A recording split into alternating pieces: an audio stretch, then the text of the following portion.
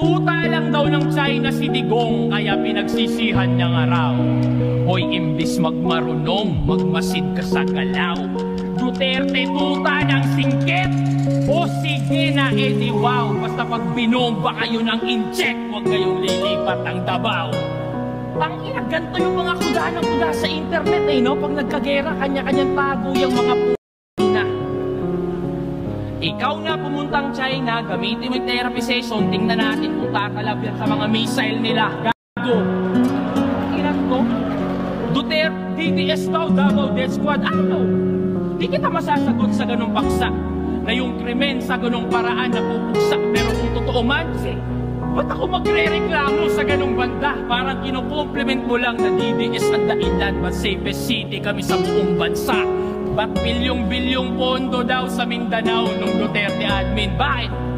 Kung hindi dahil doon, malamang hanggang ngayon wala kaming bypass road, tunnel road, investor na dati takot mamuhunan. Naririnig mo lang kasi yung putukan, pero bingi-bingihan pagdating sa pinag-uuhutan. Napupusan lang yung Mindanao ng isang termino. Isang termino! Tingin mo na agad sukdulan? Pangungurakot ba talaga yung kinagagalit mo? O sanay ka lang na kayo yung mas natututukan? Ano? Ayaw mong maging balanse yung bansa, pero panay reklamo niya sa akin na bakit yung Mindanao wala masyadong building? Tinuturing na food basket yun sa atin.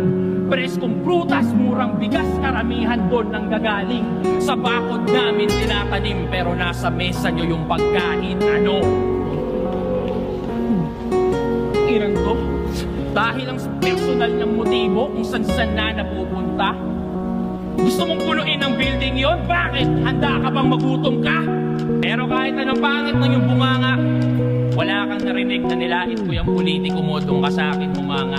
Kanya-kanya tayo ng pinagdaanan.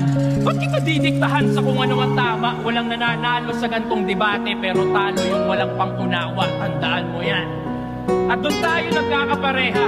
Parehong merong hinaing, pareho din na may reklamo. Pero di sapat yung piling lang edukado, dapat dalas mo yung hirap ng mga tao. Ngayon tapos ka na, pakisabi din sa iyong amo, galing pa ng DDS, ika'y malinis, train na pa.